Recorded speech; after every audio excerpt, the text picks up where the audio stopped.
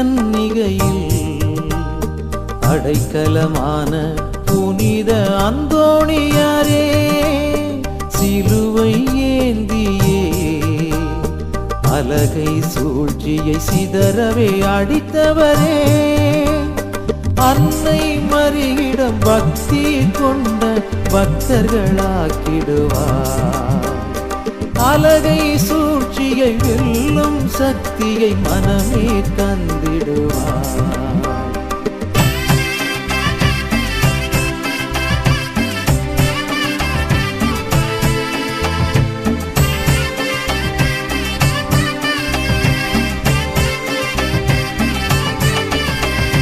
பதுவை நகரினிலே மறையுரை செய்த அதே நேரத்திலும் லிஸ்பன் நகரினிலும் அற்புத விதமாய் காட்சியை தந்தவரே, வாழ்வில் எதிர்வரும் நிந்தனைகளையே ஏற்றிட பலம் தருவார்.